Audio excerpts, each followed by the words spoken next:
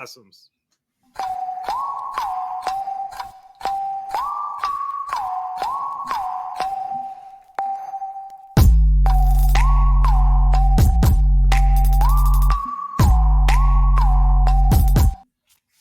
Possums, my fellow possums, I hope you've been stocking up on canned food and water. We know Josh has his tinfoil hat because the aliens are here.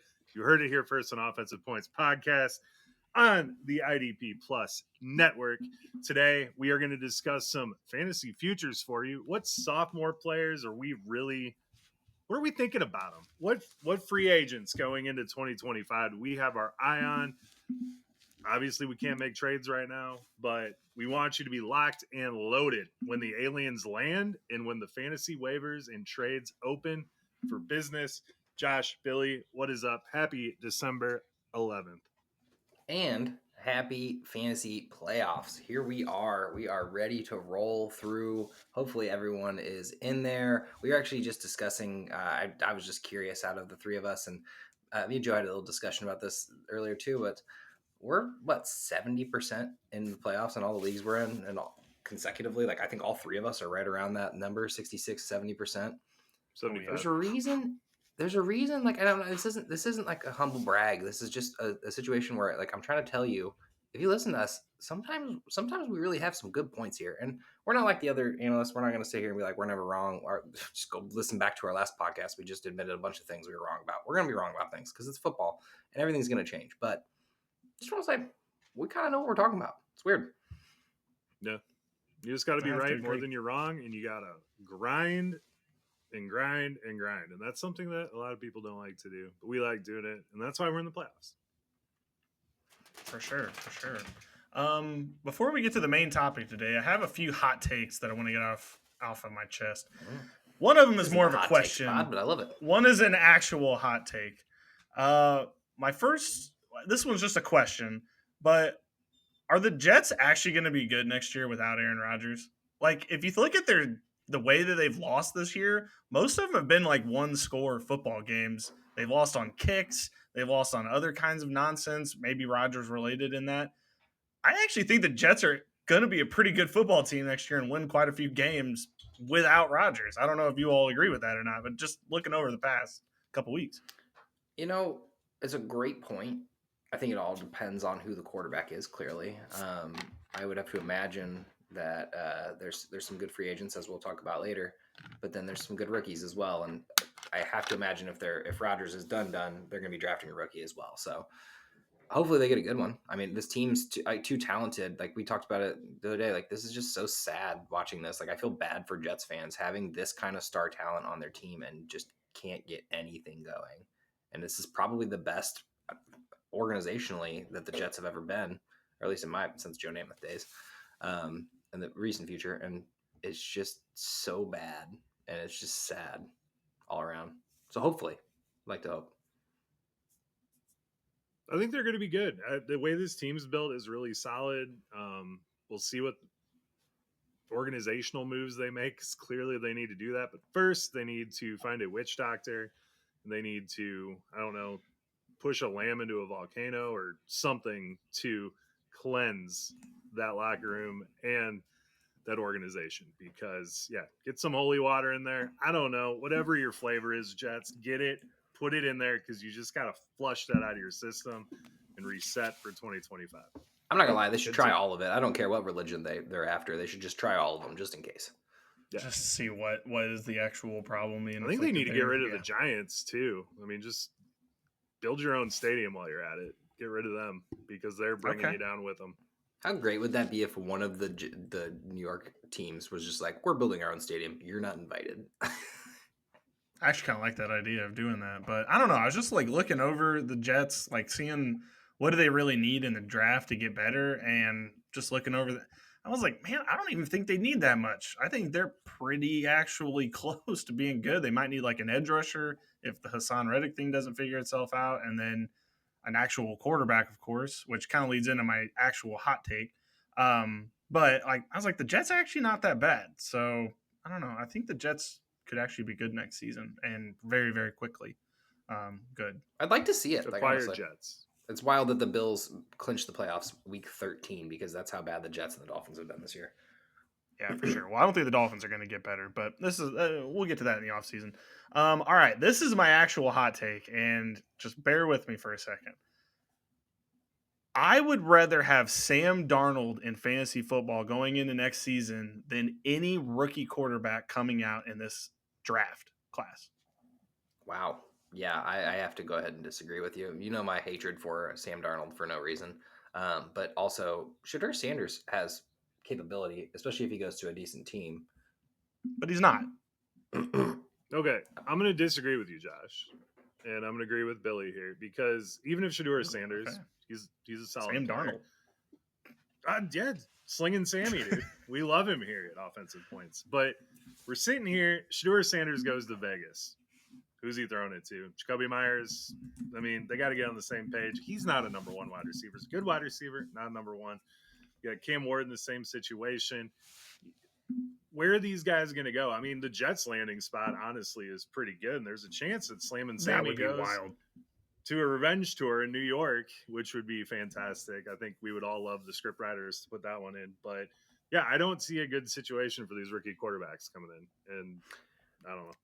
All right, so we're going to do a fireball bet then, clearly. I mean, Let's do it. Rookie This outscore, is why I did rookie, this. This is why I did a rookie this. outscores Sam Darnold. A rookie outscores Sam Darnold. In fantasy football? I mean, A rookie. Weeks 1 through 14? Our league? Main league? The thing is like none of these quarterbacks this year are as good as like last year's class. And I mean, Jaden Daniels has been transcendent, but I mean, I guess Bo Nix has too. But none of these guys are that level. I'm about it. Okay. Yeah. What kind of bet are you looking to make here? Fireball bet. Just okay. Just you want to do two? A rookie has to outscore Darnold. Yeah. Okay, that's pretty easy because I think only two of them are going to get. I was going to say there's really only job. two options, but there's might be a chance that someone out there, someone's going to fly up the draft boards. Here, okay, so here's my actual reasoning for in this. It's the Baker Mayfield theory. So Baker Mayfield, when he left Carolina, shitty ass team, went to the Rams, hung out with Sean McVay for a little while. Sean McVay kind of looked good with Baker. I mean, Baker looked good there, looked like he had improved. And then he went to the Buccaneers, and he is now a very viable quarterback for fantasy football. And for Sam Darnold, been trash everywhere he's gone. He went to Carolina too. I don't know. Carolina's just a pass through for these guys. They just have to go there just to start their trajectory back up. Goes it's to like the 49ers. You got to go. Yeah, exactly. Panthers, yeah. Backs up there. Now he's at the Vikings. The Vikings. We can't say that Sam Darnold. It's because of Sam Darnold that they're good. But the man did chuck 5 touchdowns this last weekend, so I can't say it's impossible for him to not look good. But I was just like, man, what if Tennessee grabs him? I think they could be a good football team next season if they grab him rather than one of these rookies. Like, I really think that. I'm saying there's so many variables that can go into this because Sam Darnold could go literally anywhere, and then these rookie quarterbacks could go. I just think teams are going to be looking for a free agent Sam Darnold rather than going for a rookie in this draft. Now, the top draft picks, obviously they would probably rather go with the rookie because they are probably a shit team. But a team like Tennessee, who's kind of built to win now-ish, they should probably go for Sam Darnold, and I think that would lead to Sam Darnold having a better season. I'd actually like to see. There's any way that Darnold gets out of Minnesota. Minnesota's not letting him. Really? You think they're going to extend him and then just not play J.J. McCarthy? Yeah, I do because injured all year. Fireball bet on that full off season. I mean, why would you replace Darnold at this point? He's got the team in a winning position. I know. Well, why haven't they already done something? Like, what are they waiting for him to possibly get hurt? But I don't. Why haven't they already extended him? I think you let him play. See if he gets hurt. If he does, play JJ or sign someone else. And then if he doesn't, re-sign him because he's got this team in a winning position. I like JJ McCarthy, but we've never seen him on the field. So I don't hate the theory. I think what should happen is Sam Darnold should go to a team that drafts a rookie quarterback, not the top two. The top third, fourth quarterback off the board. Grab Sam Darnold too. You got a bridge gap. That's a smart way to do it, honestly. Yeah. And I think it's good for McCarthy sitting there. I mean, he's hurt. He can sit there and learn from Darnold, and then Darnold plays another season. See until week 8 if he's doing it, or their bye week. If he's doing it, let him play. If not, bench it for McCarthy. I don't know.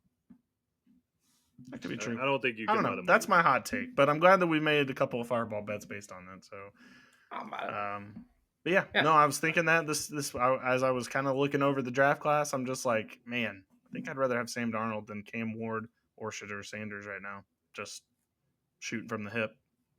Interesting. All right. Well, let's talk a little fantasy futures because that's kind of where we've led in here anyway. So let's start off with some sophomores that we've kind of discussed some different players who may not have had the best season this year or was kind of buried on the depth chart.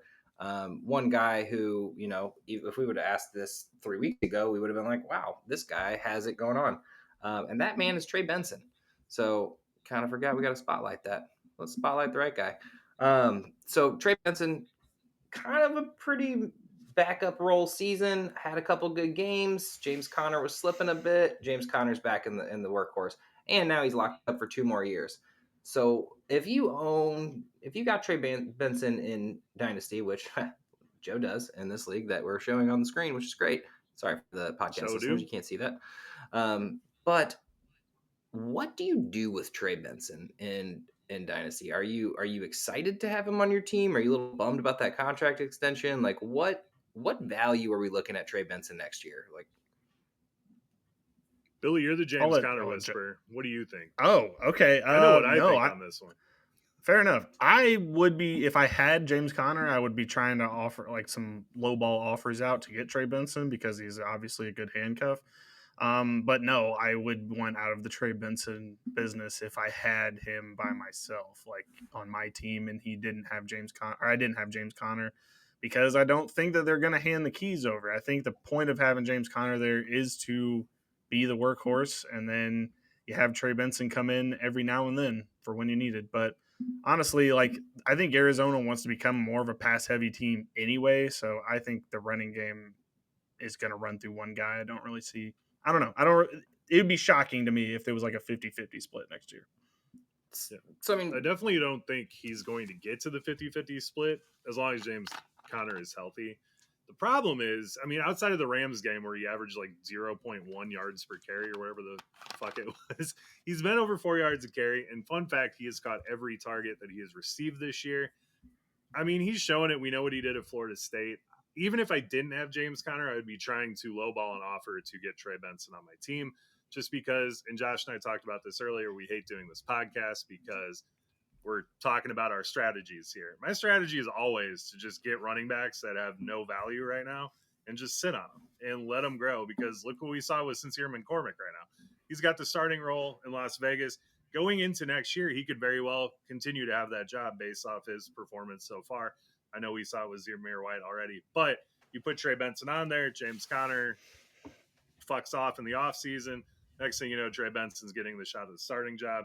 I'm always trying to buy these cheap running backs that people are very down on. So I gotta say, one of my favorite things is buying, and it's hard to do in Dynasty because whenever you have a guy like Trey Benson who was drafted in the first round, more than likely, or at least early second round, his stock is still high because the person spent a first round pick on them and they're like, well, I don't want to give up just yet. Like I can't do that. Like, but the cards are looking against Benson, which is the best part about it. And to Joe's point, it's always good to have another running back on your team, whether it's a fill-in for 1 week, James Conner misses 1 week with a concussion, or if it's a long-term injury that happens. It's always good to have handcuffs, especially in Dynasty.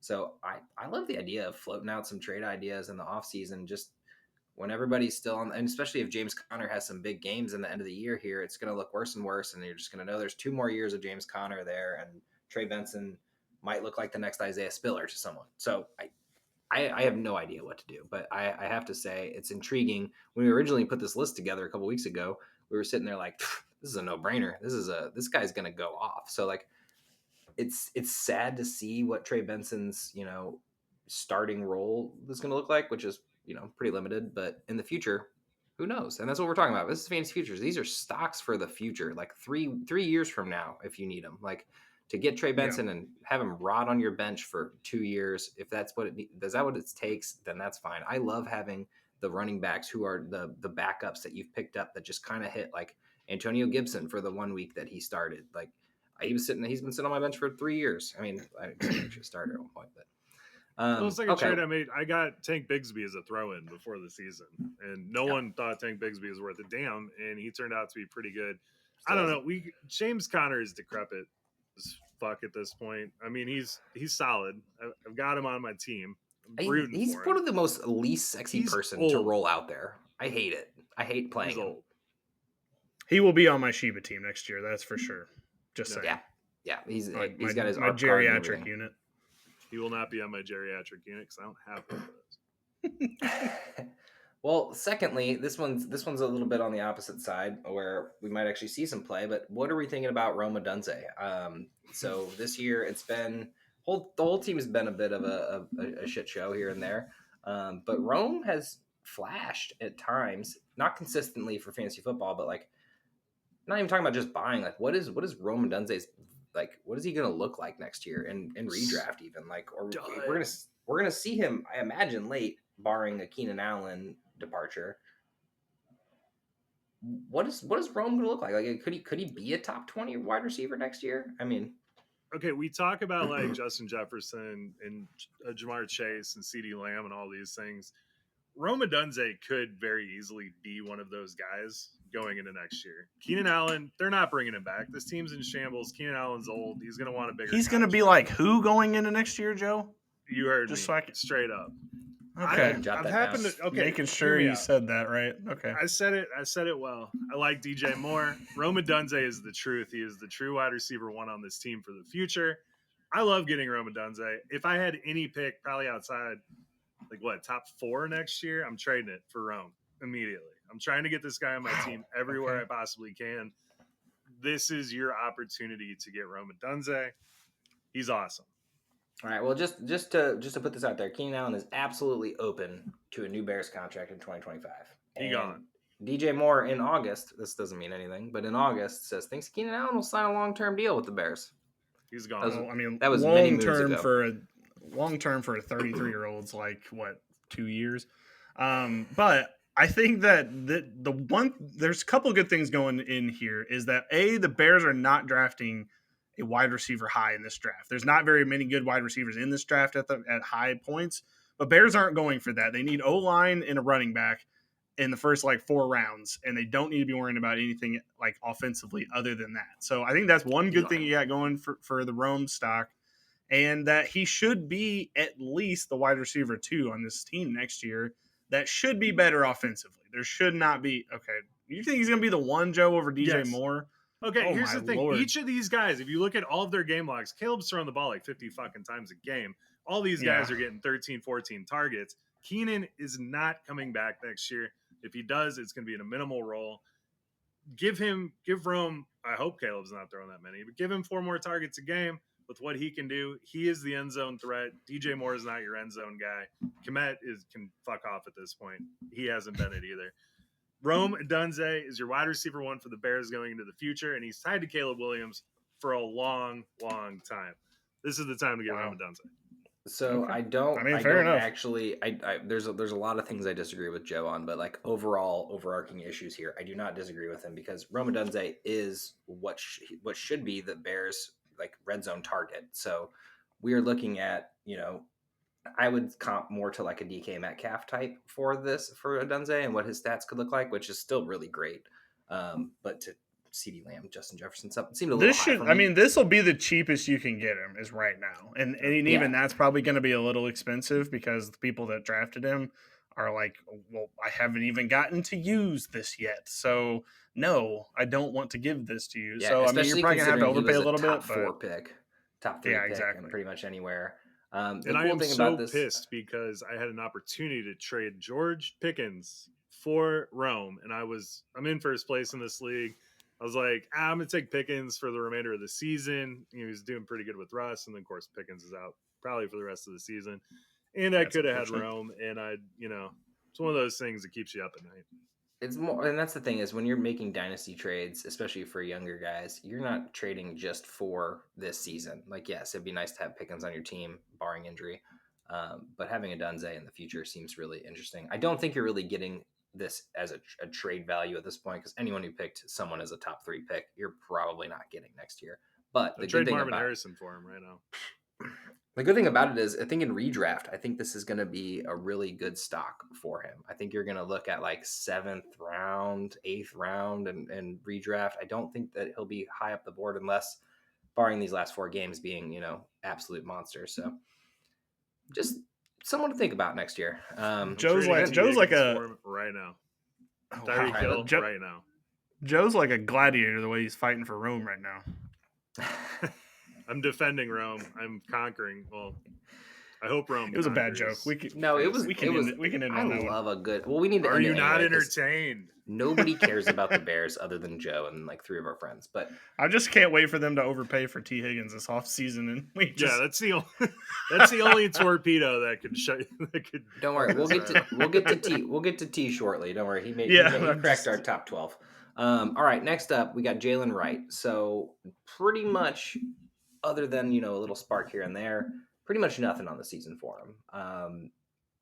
Mostert still kicking. I mean, he's still there, getting not what we thought he would be, but a chain, as our boy Billy admitted last week, he was wrong about him. Man is what he is. I was wrong about him too. He doesn't make any sense. It still doesn't make any sense. 9 carries a game, RB1. And the point I made, the point I made, Joe, is like this is like flipping a coin and hitting heads every single time, and it's just like eventually this isn't But hey, if you had him this season, you probably win in your league because of it. So I can't hate that much.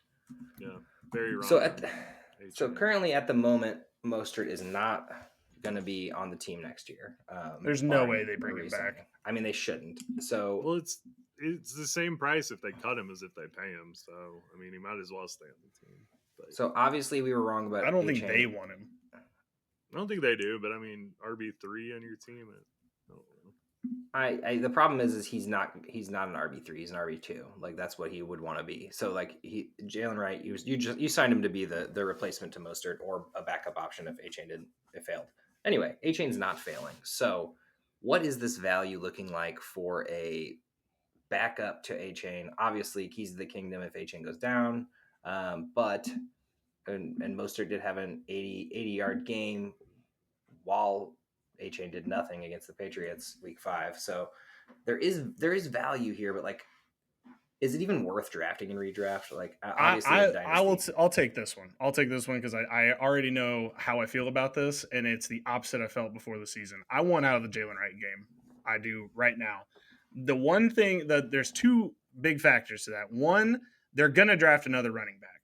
I swear to God, as soon as they let Raheem Mostert go, they're gonna draft another running back, probably in the 4th round. And it's going to be like, are you kidding me that they took this guy? And it's going to confuse us even more. 2, I don't think Mike McDonald's long for this world. I don't think he's going to be there long term. So he's going to get all these pieces in order. And the team's still not going to be very good because he's only focused on making this offense good. The defense is trash. Time out. For one, I told you guys about McDonald. I told you he's weird. Everything seemed off. Well, he's weird, but he did have an amazing offense. Not this year, but last year. He went and signed Tyreek McDaniel. Hill. That's what it is. My McDonald's for Seattle. I like Mike McDonald. That makes me feel way better about it. But so the thing about this is he wasn't trying to improve the team. He was just going after he was playing Madden. He was signing everyone that had a 99 speed rating, and because he's like, well, if I have speed, then I can win the game. That's not true. We're still there in this team. They're not winning the game. I know, but what do you think he's going to learn his lesson all of a sudden? No, I don't exactly. But anyway, I kind of have to agree with Billy. I don't think there's any value in redraft for Jalen Wright next year. I mean, I like him. I just don't like the situation. No. I'm agreeing with you, man. Just take it. Yeah. Jesus, we don't do this often. I'm just like finishing my point, basically. It's just more of like not worth a bench spot, in my opinion, for redraft. And then in Dynasty, like you're already in the game here. You're probably not getting anything for them, so you might as well keep them. Slap them onto a trade if you want to, like get them if you want to acquire this. But once again, like kind of to Joe's point about Benson, same kind of situation, but A-Chain's actually doing great. So that's the problem. A-Chain's doing awesome, but Josh, you hit the nail on the head when you said if A-Chain goes down. I know he hasn't been super sturdy, but he's getting not that many carries a game, and he is still tiny. People, the shoe's gonna fall. And then you got Captain Cobwebs Mostert. I think he'll be there next year. But if something were to happen to A-Chain, Jalen Wright is going to be fantastic.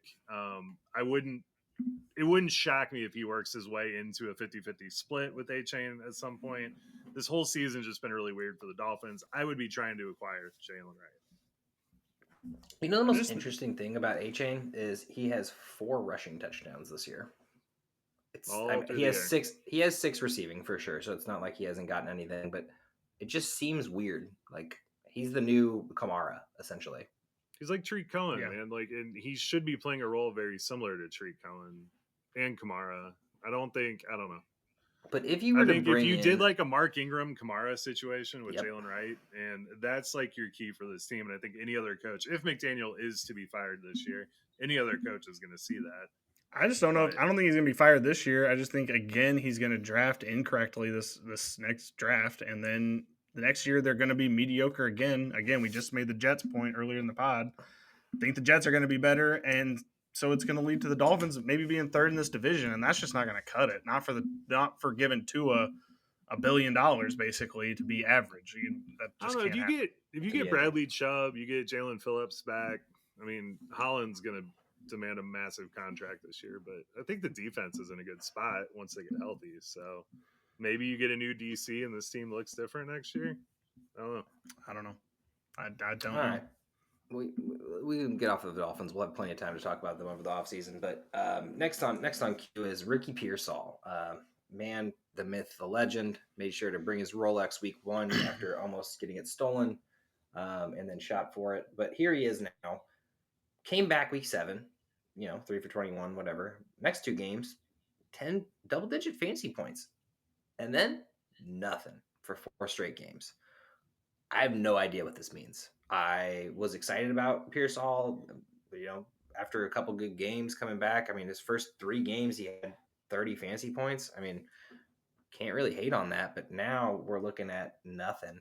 And it's interesting because it's still the same group. Like, at that point when he came back, we already lost Ayuk, and he was playing fine, or he got lost somewhere in between there. And now there's nothing. So, and Juwan Jennings is eating, Brock Purdy's throwing, to the best of his ability with the running backs that they got. Is there value for Ricky Pearsall next year? Like, no. Sophomore slump?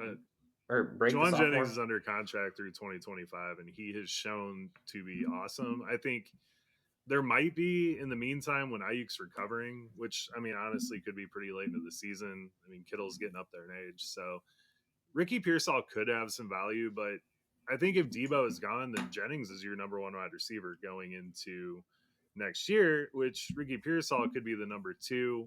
We don't know how it works out. They're probably going to draft someone as well. And they've got a couple other guys that are pretty solid. So I like the thought of Ricky Pearsall. I just think as long as Juwan Jennings is there, he's not going to be worth trading for. Because Ayuk will be back. The problem with Pearsall was they signed him, or they drafted him assuming Ayuk was gone. And then he obviously signed, and then Ayuk is gone right now, who's injured, and he's not doing it. So that's my problem with it. I'm pretty much out on the Pearsall train for the moment. I really thought we were going to have a new Cooper Kupp type guy, which is exactly what they need, not to deal with, Christian McCaffrey doing everything for them. They need, and honestly, when McCaffrey went down, I was like, okay, well, now is his time to shine. And then it wasn't. So it's like, when is it his time to shine? They made a mistake. That's what happened. They overdrafted Ricky Pearsall. Pearsall should have been like a 3rd round wide receiver at best, but his just like Senior Bowl and then the combine just shot him up the board into the 1st round. He should have never did that. Should have been Lad McConkey is who they should have drafted, but I guess they thought maybe because they had Debo there. But those guys don't really play the same roles, in my opinion. They should have just taken McConkey, get the best players on the team, and do that. They don't need Pearsall, and they still are going to have to address wide receiver this offseason because this isn't going to work. He's good in, like, coming in if somebody goes down. Like, if Ayuk went down and you already had a good receiving core and you just needed another wide receiver to come in for a couple of plays every now and then, Pearsall would be great. He's good at making a big catch. He would have been perfect in KC because that's exactly the kind of guy he is. He makes like 1 or 2 big catches a game, then you don't hear about him again. But in San Francisco, he's not even doing that. Yeah, that's actually that's dead on, Joe. That's exactly what it is. It's exactly what it is. I don't want Pearsall at all. All right, let's get rid of a lot of downers lately. We'll just On the flip side, let's trade for Jennings. Let's get Juwan Jennings in there. Yes, Juwan Jennings. Everyone's going to be out on him at the end of the season because they think people are coming back. They're not. Get him. Wide receiver 17 on the year, missed like 3-4 games. Pretty wild. Yeah, he is a wide receiver 1. All right, on to a little bit more happy topics. Maybe an actual big sophomore breakout. Our man Audric Estime. So the local Fox affiliate in Denver already said that the Broncos need to phase out Javonte for Audric Estime, which I think we thought was happening after that KC game when he got the 14 carries. It wasn't sexy. Nothing really jumped off the page. Not a whole lot of pass catching so far in this. Obviously, they have Jaleel McLaughlin. So is Javonte gone and or on the bench next year? I don't believe he's up for contract yet, but what are we looking at for Audric Estime? Like, what is this? Is this just like the next diamond in the rough? Like, is this the breakout running back next year?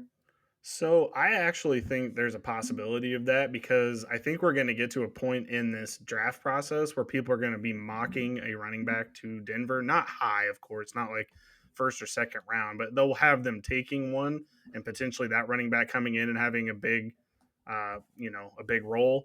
And I think we're all going to be duped by that. And it's actually just going to be Estime, and that's going to be the answer all along. So I actually would make a deal for him after the draft whenever they do bring in a running back, because everybody's going to be panic going for that running back.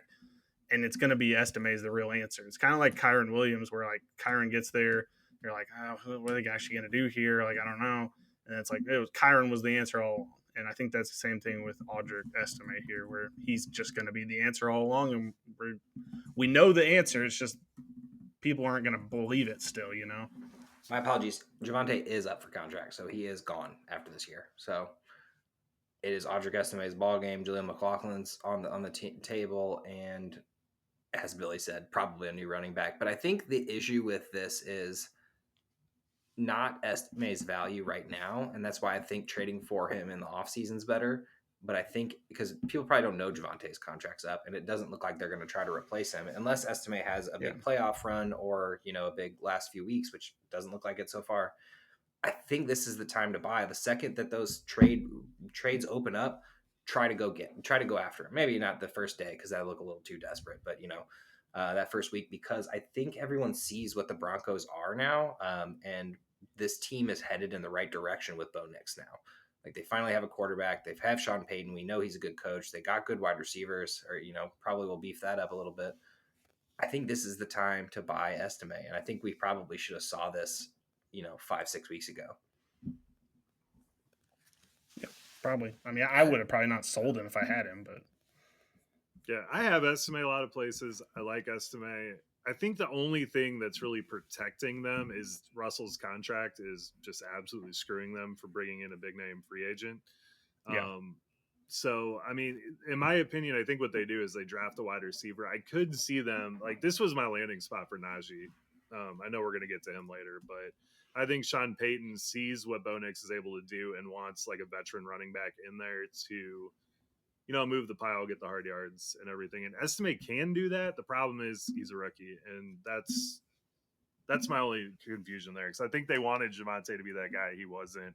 They're going to go out and get someone who is capable of producing that veteran presence in the backfield. The cool thing is in redraft, I think he's super valuable. The value that you're going to get him at is going to be great. Like 5th, 6th round, that David Montgomery, Najee Harris draft spot. And I don't think you're giving up too much at that point. You've already got, a running back or two ahead of him.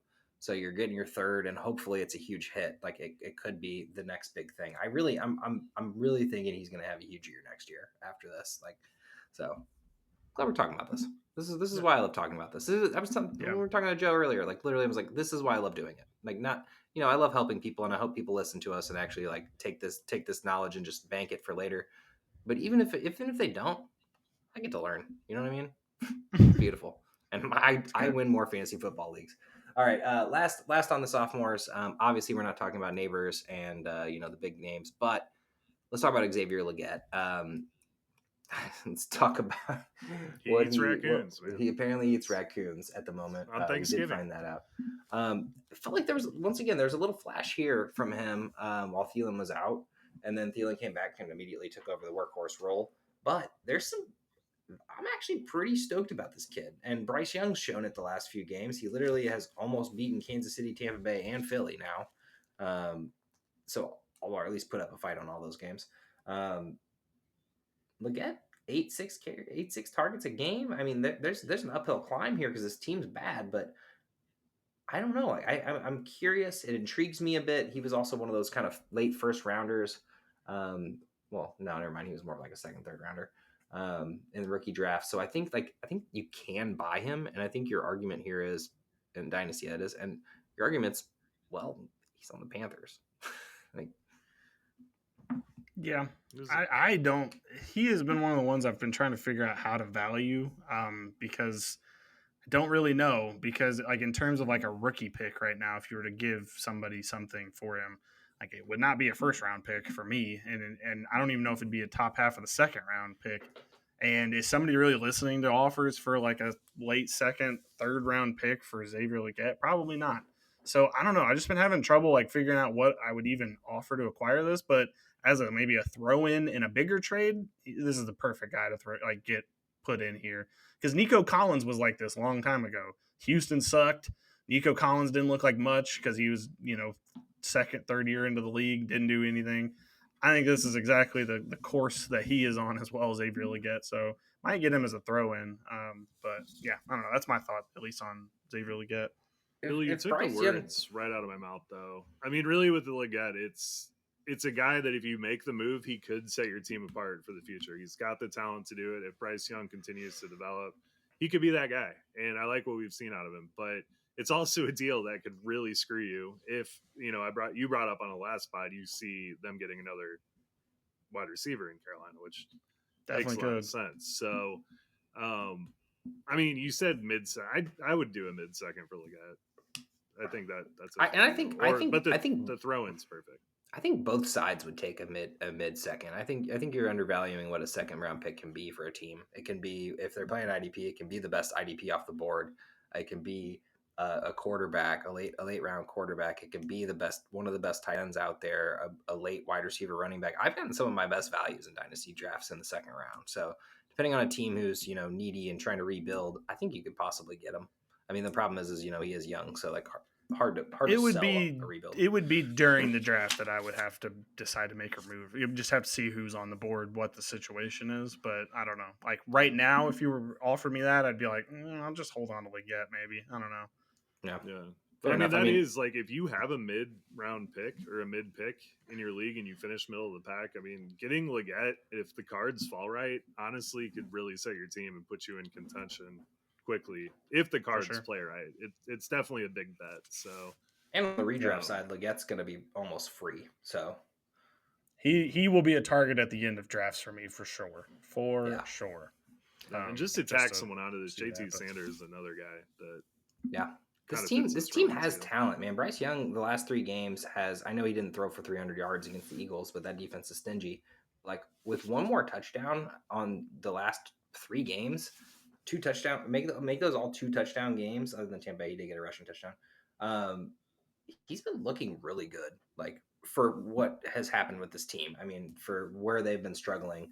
So I know that he didn't look as sexy against the Eagles, but man, he almost won the game. So it's one of those things. Doing what he needs to win. That's all that matters. Or to get close to winning. But yeah, one day. Well, right. I'm just saying in the Carolina way of thinking, look good enough to win, but lose because that's what you need for the draft. Yeah, honestly, you don't even want to win at this point. Also, that guy who put a $3 million wager down on the Eagles to win $400,000 seemed like such a smart move, and then that man was sweating. Not in a good way. Actually, he can thank Xavier Leggett for dropping that ball. Yeah, that's fair. Speak of the devil. Let's get into some free agent action. No. Oh, I'm sorry. I got to bring up Marshawn Lloyd. I told you I was going to bring him up. God. You did say that. I think. Okay, so ankle injury, appendicitis. The dude has had horrible luck this year. Josh Jacobs has looked great. Marshawn Lloyd is going to be very cheap to acquire. and he's a guy that could absolutely likely set your team apart. They don't want Josh Jacobs doing all of this work. I mean, he's getting older. They have him on a big He's contract. 26 years old. He's been in the league for like 25 to years. Joe, dude. that's ancient, man. Yeah, seriously. Going back. I like Marshawn Lloyd, dude. He was awesome at USC. He can be a receiving back right off the jump. I like getting Marshawn Lloyd. Joe, you're gonna have 8 months to talk about Marshawn Lloyd. I know. I just wanted to tack him on. You tagged it in there. Well, you tagged it in there, and the thing is, be like, I was talking about this last year. Whenever we get in there, and that'll be a good thing. You'll be able to do 2024. I was telling you. I tried to tell you, Josh Jacobs is old. Look at him now; he's got a walker out. Anyway, let's get into some free agent action. So this isn't everyone that's out there, but like just some hot names and some places that they hypothetically go. Maybe, I don't know, potential fits. Maybe are they team proof? So currently, Russell Wilson is the leader of the Pittsburgh Steelers. But after last game, he was looking pretty shaky without Pickens. Obviously, not a whole great wide receiver core on the team. So, is it Russell Wilson or is it Justin Fields who's out? I mean, at the moment, we kind of know where it's leaning. But what does the future hold for the Steelers? Let's say they fail in the playoffs. Let's just give it something to do something. They lose in the playoffs. Who do they sign for the future? Sam Darnold. That would be the wild card. What if they're like, we don't want either of these guys? We've seen what Sam Darnold did. We need him. I think they sign Russell and let Fields walk. Okay. I would lean towards Russell as well. I mean, that seems to be their choice. When Russell got fully healthy, he took over and they continue to win games. So they keep Russell, right? So Justin Fields walks in free agency. Obviously, there's plenty of fits that'll be optioned for him. Is Justin Fields team proof? That's what I want to ask you guys. We don't need to really get into the nitty gritty of where he's going to go. We'll get into that in the offseason, but is he team proof? Like if he went to the Jets, is he great? If he goes to the Panthers, is he great? I know the Panthers. No. And I think the biggest fear you have with Justin Fields right now is that he's probably like 50-50 going to a team where he's going to be the backup again. I don't know if anybody's going to sign him as a starter right off the jump here. Or do what I like to do and get a veteran, i.e. Justin Fields. But is he even a veteran at this point with his – like you can't sign Justin Fields and a rookie and think that Justin Fields is going to coach this kid because Justin Fields is a kid. Well, and I don't know what could you learn from Justin Fields at a certain point? Like what is he going to teach you? Run really fast? Yeah, but neither Cam Ward or Shador are runners, so that they're big arm passers, so they need to learn. I was thinking more of like the third, fourth quarterback off the board, have a double option, kind of like what they did in Atlanta with Kirk Cousins and Penix. I don't know. I just feel like not Cinderella, whatever the thing is where you don't end up with a date, like that's what this is going to be. He's going to end up getting a backup job somewhere.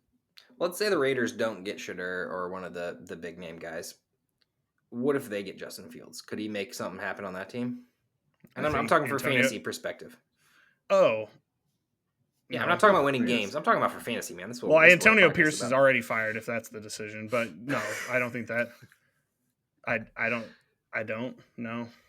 Okay, I'm going to disagree with Billy on that one because we know what Justin Fields is in fantasy. He can win. So in real football, like Tomlin proved that you can win with Justin Fields. They were 4-1, waiting on Russ to get back. Tomlin's a great coach. There are a lot of bad coaches in the NFL, i.e. Matt Eberflus. Fuck you. But if Justin Fields goes to a team, they can win with him, and I think a team would feel comfortable doing what you said, Josh, about getting him in there, getting a rookie, let the rookie develop. The problem is when Justin Fields is on the field, I mean, he's awesome if they let him run. Tomlin didn't let him run too much. He had one good rushing game, but Justin Fields could be a top 5 quarterback easily if he gets a job and you trust him. But the problem is when he has a bad game, it's a really bad game. So it's almost like a boom or bust quarterback, which we don't hear too often. But that's who Justin Fields is. And yeah, if he goes to Las Vegas, Cleveland, Tennessee, I think the Rams could take a shot on him with Stafford getting up there in age. And then, New Orleans because Derek Carr fucking sucks. Any of those teams, if he plays for him, yeah. I mean, Justin Fields has an arm. He can make plays through the air, but he is your rushing quarterback. So we know what rushing quarterbacks can do as well. Yeah, I want to say I agree and disagree with both of you. I think Justin Fields has value as a starter. I think that, to Billy's point, he's probably not going to go out there and win the Super Bowl, and that's pretty much what teams are trying to win. He's also not going to have a top 5 defense like he had with Pittsburgh, so going to have to chalk that one up too. But Justin Fields was doing it with the Bears, and they didn't have a top 5 defense after they traded Roquan. Winning games. Was I watching a different team? Sorry. No. Sorry. I thought you meant. If we only need Justin Fields for 3 weeks, that'll be great. I mean, you could trade for that. I wouldn't send a lot because he's going to only play 3 weeks. But I mean, sure, that's Justin fine. Fields for 140 yards passing, 1 rushing touchdown, 60 rushing yards, and a passing touchdown, and then you have a great week for your. I love it for fantasy. 28-7. Like, it's a good fantasy day, but it's just not going to win games, and that's going to get coaches fired, and that's going to get him off the team. Like, I'm more worried about what if he goes to a bad team. Like, if he went to the Jets, I would actually think that would be super fun. Like, and it'd be weird, and everyone. The Jets could actually sustain him because they have a decent. I mean, I just think it'd be the exact same what they're doing this year, just maybe with like a few more wins, but that's not necessarily terrible. All right. They have a decent defense. We'll talk more Fields whenever we get into the offseason, but I just wanted to float it out there because it's going to be an interesting offseason because he's pretty much the best free agent quarterback out there. So, all right. Well, now we get into Najee and Warren. Sam Darnold is better than Justin Fields this year, Josh. Jesus. Okay. Najee Harris and Warren, 2 running backs. Neither have contracts going into the next year. What do the Steelers do? Do they sign one of them? Do they get rid of both of them? Do they redo this whole running back room? And what do their values look like on other teams? Warren, we know what he is. He's that change of pace back who can blow up for some big plays. And we know what Najee is. What is Cordarrelle Patterson's contract? We need to figure that out too. Because of the Arthur Smith of it all, we need to figure out if he's going to be there. Should we just make sure that Cordarrelle Patterson isn't contracted through like 2040? If he's there for next season, things are on the table. Well, anyway, regardless, I did see something about Gruden. I'm looking it up. Don't worry. He has a 2-year contract. He's the only running back signed next year. There's your potential starter. Okay. Well, anyway, so Najee was just mentioned in a stream or podcast or something with John Gruden, and John Gruden says, if I can get a job, I'm going to go sign Najee wherever I go. So weird, but just noteworthy, I guess. Technically, he loves the good, gritty, grindy running backs, and Najee's been pretty good this year. Like, honestly, I think this is one of his better years. It isn't what we thought he was whenever he was a rookie coming out, but it's been pretty solid. It's been sustainable. He's helped the Steelers win games. He's actually been involved a lot more in the passing game than I feel like we've seen. I kind of think Najee's team proof. I think this is the one guy on this list that this man is team proof. Like, it doesn't matter. He can go out there and he can go run 70 yards. And honestly, maybe could be on a team where they use him even more than 16 carries a game. Yeah, and you're absolutely right. And I think with this draft class, I think for the Steelers, what I would do is re-sign Warren and draft somebody because there are a bunch of studs coming out in this draft at running back. Najee's going to get a bag. I need Caleb Johnson on the Steelers. I need it. But Najee is, you're right. Najee's going to be the most sought after running back free agent. It's going to go somewhere. There's a bunch of landing spots. A bunch of teams need running backs. So Najee is team proof. And Warren, I would be a little bit sketched out about because I don't think they're just going to let him be the one, especially with Patterson. Yeah, it's just curious where he would go. I think they signed back Warren for sure. Yeah, the Najee thing's interesting. I think it's kind of like Josh Jacobs last year, but I just don't know what his price would be because, like, Pittsburgh, if they were going to bring him back, they had the 5th-year option available this entire time, and they didn't do it. So, like, that, if they were going to bring him back, I think they would have used that at some point in time. So I think they're going to let him walk. Where he goes, though, that is very confusing. I have no clue. But then again, there's guys like Joe Mixon we thought were, like, going to go out to pasture, and now he's having a resurgence. So can't say it's completely over, but, like, you know, like Cincinnati, that'd be fun. You know, get revenge on the Steelers twice a year. But so just to put it out there, we talked about Javonte. He's a free agent. I know he's probably a lot less sought after. But we also have Nick Chubb and Aaron Jones coming up. And there's a lot of veteran – or at least previously elite running backs. Hard to say Nick Chubb isn't still. Obviously, the injury last year was brutal, but he's back now and looking, at least something like his old self. Not as explosive, and one more year removed from that injury, and here we are with Nick Chubb and Najee and Aaron Jones. James Conner's already locked up. I assume Nick Chubb will probably get signed back to the Browns. It seems weird that they wouldn't. But like Najee has to be like the most highly sought after, being only 3 years in the league. I don't think Aaron Jones is going to be a starter wherever he goes. I think his No. Minnesota stint has been a disaster, and Minnesota's kind of got to get a running back. Kind of the end of his Cincinnati. career. So I think Minnesota's going to be getting a running back in this draft for sure. Like 100%. Denver, Dallas, sure. and Cleveland are the teams that I have for him, which would all be excellent landing spots. But Dallas Yeah, is man. getting Ashton Genty. Don't even worry about that, Joe. Dallas is 100% drafting Ashton Genty. I hope they That's don't. true. Just as a person who has to play against them twice a year, but Josh, you failed you to don't mention that Craig those Reynolds problems. is a free agent. oh, Craig Sure, Reynolds too. too. Well, Yeah, if we really want to so get on watch there, out, Jordan, NFL. He's Jordan coming. Mason is also a free agent. So Oh, Jordan Mason is so on my shit list. Don't even bring that name up. No, to me. I think Najee's really the only notable one, to be honest. Like, he's the only Yeah. one where, like, we're going to have to see where he goes. But then everybody else, this draft class is just so chock full that I think that a lot of these guys aren't going to get signed until after the draft. It's I'm just really gonna be looking Najee forward and to then what everybody else. March 14th or whenever the hell free agency opens, because it's going to be that weird stalemate like it was this last year. Although we did see a lot of running backs sign last year and pretty Yeah. good contracts. So Is Swift up or is he 2 years? No, I think he's got 3 or 4. 3 years? Everybody pretty much got 4 4-year years? deals. 3 or Joe, 4. you're Bears, bro. Woof. Hey, man. Hey, he was looking good, to be fair. 4 years? Well, I yeah, don't but know he's if not. it's 4. The fact that an O lineman or a D lineman can pick him up and carry him to Caleb, like, and tackle him, is just you cannot have that be the starting. Yeah, exactly. We got a Like- good out after 2 years, so Okay, Yeah. so it's All basically. All right. Anyway, regardless, thank God. there's some interesting veteran. Obviously, these veteran older guys. I'm interested to see what happens with Nick Chubb. I mean, if Cleveland doesn't re-sign him, I think Nick Chubb and Harris get signed 1-2. Like one of them gets signed, i.e., probably Najee. First, I and don't then think Chubb signed anybody immediately. wants to take Chubb, other Yeah, than the but Browns, because of the I heart and soul of it imagine- all. But everybody else, I don't think they want anything to do with Nick Chubb. I understand the injury was brutal, but he's shown that he can play football again. So I'm curious about it. Obviously, Has he been killing it out there? I mean, I guess I haven't really big seen wear much and Nick tear. Chubb. It hasn't been. they gotta let killing Chubb it. go to a He's been- contender.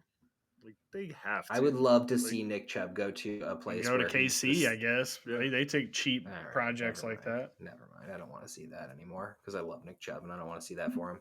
All right. Well, last and foremost, we got a couple wide receivers out here that I think are the actual big name tickets on the free agent waivers list. So T. Higgins, let's go ahead and talk about him.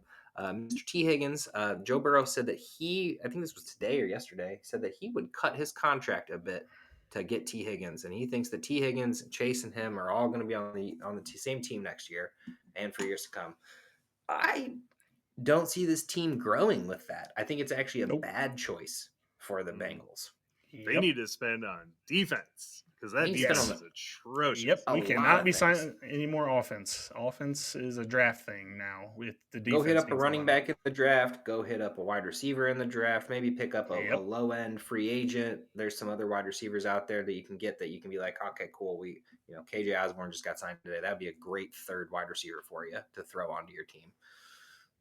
I like the guys they have. Yoshivos is good. We haven't even really seen Burton that much, but I Yep, mean, you he drafted one can't be last that year. bad. Like, Yeah. I Looks would like just he's see playing what we pretty got on the good. team. Jamar Chase clearly can do it by himself. So, I mean, Higgins. So, honestly, every time I watch a game, I don't see Higgins but 2 times, and then all of a sudden I No. look at his stat line and he's got 5 catches, and I'm like, when? Yeah. When? It doesn't even seem like he does it. Because he did miss a big portion of the year, but that seems. but like that's such the a T. mistake to Higgins me. experience. That's what we've been So- dealing with, and they can't give him that much money to not be there for 5 weeks. We have Yeah, not and seen that- the best of T. Higgins. T. Higgins had his No, we have rookie not. season, and then Jamar Chase got there, and he has not had the opportunity to be the number one. He didn't. You know who this reminds me of is Alshon? This Yeah. reminds me of Alshon a lot, and including that. the hamstrings and everything, because he's got some soft issue bullshit going on. But T. Higgins, everyone missed on him. The time to buy was this year when he was dealing with the injury, when Chase was dealing with the contract shit. That's when you buy T. Higgins because, okay, so you got Stephon Diggs, you have Keenan Allen, Amari Cooper, Chris Godwin, Brandon Cooks, DeAndre Hopkins. They're all going to be free agents. They're going to go to teams here and there, end their career. T. Higgins is your big chip, and whoever signs him is going to have to pay a fuckload of money to get him on their team. Problem. Yes, and he is going to be the number one, and the most targets he's ever seen is like 110. We're looking at 130, at least 140 to whatever team he goes to. T. Higgins is about to break out in his 6th year. It's happening. And that was my next question: Is T. Higgins team proof? I mean, yeah, I mean, well, the people with the most money this offseason, New England's the number one by a large fat margin. So that they have the most money to spend. Or a second-year quarterback. They could use a T. Higgins. Las Vegas be number 2. They could use a wide receiver for whoever their rookie is. Arizona, Washington, Chicago. Which I brought up Chicago earlier, but what are the Chargers at? It would be funny. They're right after. That's Minnesota and then Chargers.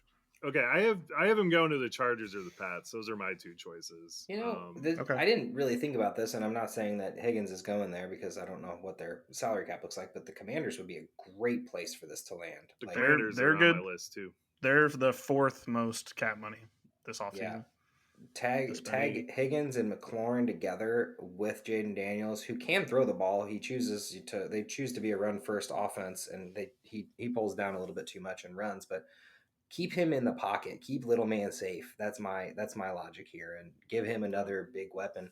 I know, like to Joe's point, we have not seen the best of T. Higgins. It's actually been really bad these last 2 years, and yes, there's been some injuries, sure, but even when he's on the field, it's really up and down. It's been so hit and miss with him. It doesn't feel like what we saw for 3-4 years of 1,000-yard, 900-yard receptions from him. So I love to see T. Higgins succeed, and I'd love him to be a number 1 somewhere, honestly. And he's 25 years old. Like, the man is not done with his career.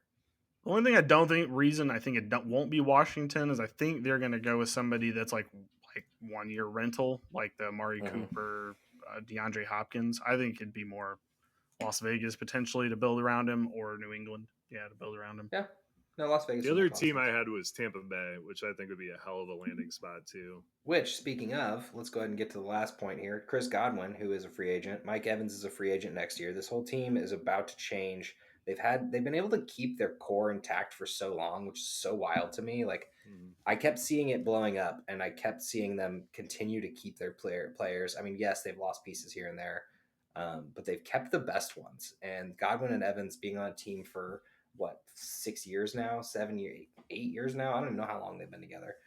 But Godwin, obviously coming off an injury, going to have a little bit less value, I guess. But like, we've seen such consistency from him. I don't think you have to worry about him being signed. It's an ankle injury, so it's not anything that'll take too long to heal. So he should be good to go early on, get practice in, get rehab and whatnot. This is the next best chip, basically, in my opinion.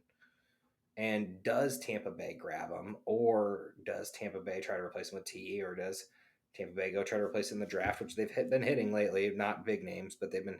I mean, McMillan was a second round pick, right?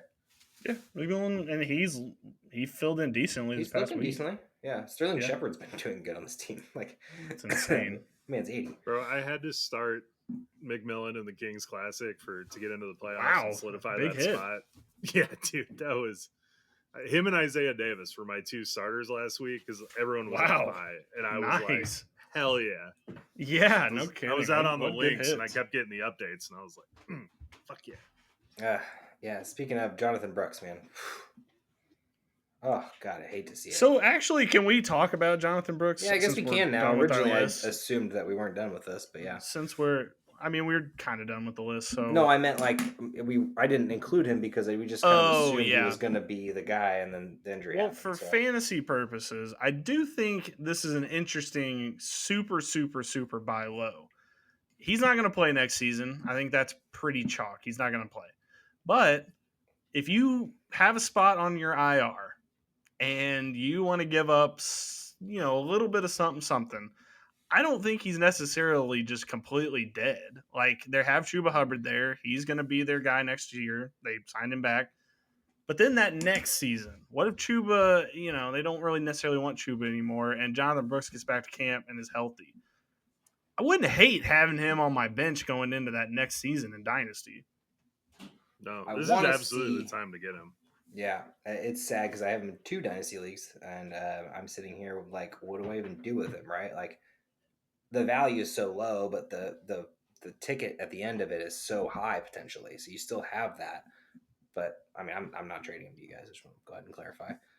Yeah. We'll see. Well, We'll I see. mean, because Offseason's people a are long time. comparing him to J.K. Dobbins, but like, look what before. I mean, Dobbins got hurt again, so that's not a great comparison. But we saw what Dobbins could be when he was healthy for the first part of the season. He was very, very useful in fantasy, and that was coming off a couple of devastating, knee injuries as well when he was with the Ravens. He was taken in the first round of the draft he was taken in. So Yeah, and it was I don't funny because know. everyone was super down on Brooks. I mean, he tore his ACL in Texas in November. He made it back this November, which, I mean, historically, ACLs took forever to fully get back from. And, I mean, I know you got a couple guys here and there that have made it look ridiculous. And it seems to be the modern medicine is making it quicker. But he was still back probably earlier than he needed to be. And so he'll be fine. The ACL. Well, is and to not be the- fair, even when he the does no come deal. back, he's probably not going to be great for a little while because, I mean, as we were talking to It's going Dr. to be Tom, like this year. it takes another year to get completely back up to game speed. So it might be like 2027, and that is kind of a super long outlook. But in Dynasty, if you're planning on being in a league that's not going to fold, it's not a bad buy low right now. No, not at all. And especially when he's going into that second contract because, I mean, he plays good for that last year and then he gets his second contract. I mean, awesome. Yeah, I or like you're it. holding just complete dead money right now. But if you buy him super low, then you're not giving that much away anyway. And the other person's Always happy because stash they got a those 4th running round backs. pick or whatever. Yeah. Always Yeah. stash those running backs. Yeah. So something I stumbled upon has nothing to do with any of this. But Okay, I great. just was doing some research about college. I was seeing where Genty went up against some of these other guys in a single season record. And number 4, Mr. Man, number 4 on most. It just felt like it had to have been top 5 because the man was just running for 200 yards a game. Yeah. Barry Sanders, Oklahoma State, and Chuba Hubbard, Oklahoma State. No idea that he was Oklahoma State. Barry, I did know, but man, Oklahoma State running backs apparently be doing some stuff. So Secretly. only one yeah. Oklahoma guy I saw on this list, and that is the single game leader, Mr. Samaje Perine. Yeah. Fun stuff. It's kind of wild to see how the careers went for Samaje Yep. Perine and Mixon because at Oklahoma it was flipped. Samaje was the every down muscle back, and then Mixon was kind of like that sprinkle in fun receiving route kind of guy. But it's been the complete opposite in the NFL where Mixon's been the every down guy, pass catching. Samaje is just like a 3rd down back at best. Just been kind of wild to see. He reminded me about this because of J.K. Dobbins, and he was on the list as well for Ohio State in the single season. It's way down, but he did have a big year at Ohio State.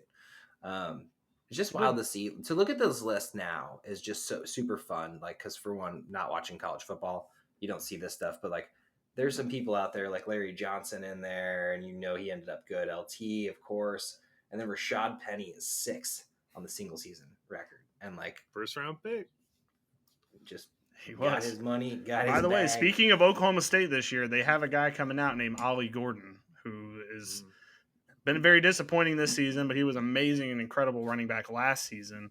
And he's going to be a guy that comes out, going to be surprising that people are going to be like, oh, he went in the 4th round. I can't believe he's this good. And yeah, he's going to be a Miami Dolphin, I'm sure. So that's going to ruin it. But it's just funny because you don't hear much about Oklahoma State coming into the draft other than a couple running backs here and there. So it's no, just they had interesting to see it who all was the spread other out. guy? He went to Seattle. Chris Carson, remember him? Oh man, He was I forgot an about Carson. Oklahoma State poor guy. Dude, he had went such to a 7th rough round. career. Old injuries. But he was at Oklahoma State as well. Oh, nice, interesting. Yeah, it's just things that I learned. But yeah, Genty, I was like, man, he didn't break the record, did he? I'd love to see him get the Heisman though. I just hate whenever we're just like it's a quarterback's game. And speaking of MVP, Mr. Saquon Barkley, seeing we got to get rid of this quarterback first mantra in football in general. Like, yes, he touches the ball every time. Yes, he's going to throw for 4,000 yards. Is he the best player in the league? Absolutely not. I think this year is the year that it might actually happen because, number one, we talked about this last season, by the way, when we were like, is running back coming back? And we talked about is it going to flip back to where running backs matter a lot? And a lot of people online still were like, no, what are you talking about? Because that's the way college was going. So I was like, I think it's going to come back. And we were right. Came back. The best players in this league right now are running backs. And we were talking about how the draft coming up with 5-6 great running backs coming in. We got some rookie or some free agent running backs coming up. We got sophomores who have a chance to break out and get their role. I'm loving the running back status at this time because in Dynasty, I actually never got to the point where I didn't have 2 guys, and that happens way too often where you're like, holy shit, I got nobody. And I started this season with 6, and one sucks, one's injured, and then I don't even know what Javonte is doing right now. Yeah, so get your lottery tickets, by the way, for the draft. Just there's going to be a lot of running backs available and a lot of good ones, so you definitely want to be holding one of those guys. But see who gets it. Well, that's our show today. Love to get in some off-season stuff, before we even get there. But don't worry, free agent frenzy will be coming.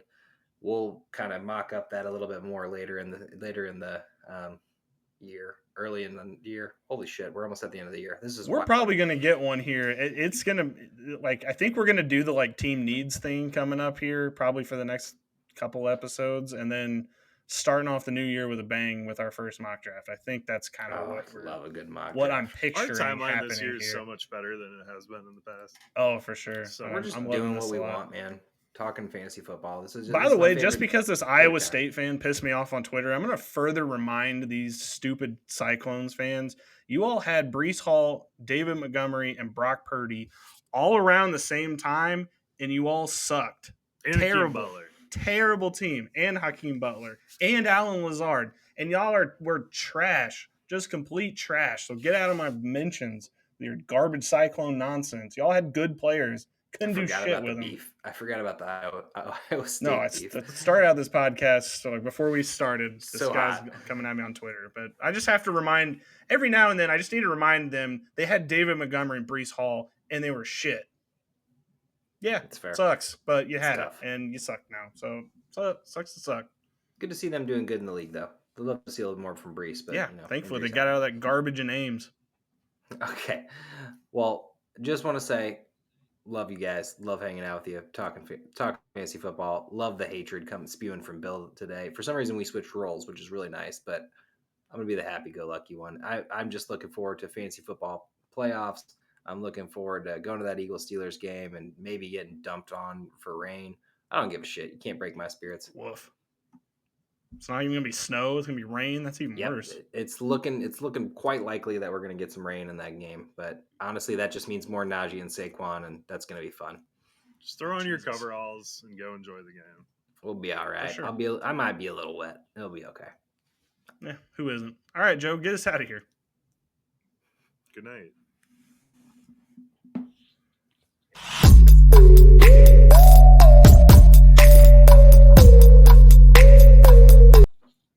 Thank you for watching the IDP Plus YouTube network. If you enjoyed this video, give it a thumbs up and don't forget to subscribe to our channel. Be sure to tap the bell icon to get notified whenever we upload new content.